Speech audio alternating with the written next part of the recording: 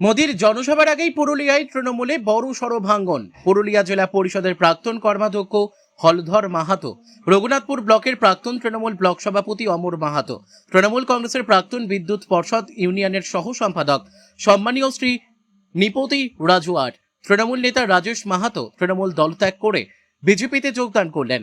পুরুলিয়ার বিজেপি সাংসদ কার্যালয়ে যোগদানকারীদের হাতে দলীয় পতাকা তুলে দেন পুরুলিয়া লোকসভা কেন্দ্রের বিজেপি সাংসদ জ্যোতির্ময় সিং মাহাতো, জেলা বিজেপি সভাপতি শঙ্কর মাহাতো সহ অন্যান্য নেতৃত্বরা।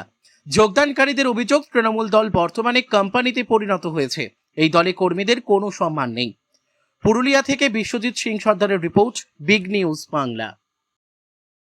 দেখুন, আমরা আজকে দীর্ঘদিন থেকে তৃণমূলটা করে আসছি। তৃণমূলের জন্মলগ্ন থেকে আমরা তৃণমূল করছি। আজকে দেখছি তৃণমূলটা তখন তৃণমূলের মতো ছিল। যেভাবে সিপিএম কংগ্রেসের সঙ্গে লড়াই করে তৃণমূলটা আজকে এই জায়গায় পৌঁছেছিল, কিছুদিন আগে থেকে দেখছি এখন সেই জায়গায় তৃণমূল নাই।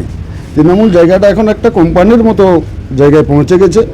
আজকে যারা আমাদেরকে জ্ঞান দিতে আসছে, আইপ্যাকের মতন একটা বস্তু, তারা আজকে যদি আমাদেরকে পলিটিক্যাল জ্ঞান দেয়, তারা আজকে আমাদের জন্ম যেদিন থেকে আমরা রাজনীতি করছি তাদের বয়স হয়নি হতো, তারা আজকে আমাদেরকে যদি পরিচালনা করে, তৃণমূলের দলটাকে যদি পরিচালনা করে, তাহলে দলটা আর কি সেখানে মান সম্মান আছে? তাই মান সম্মান বুঝতে পারছি না।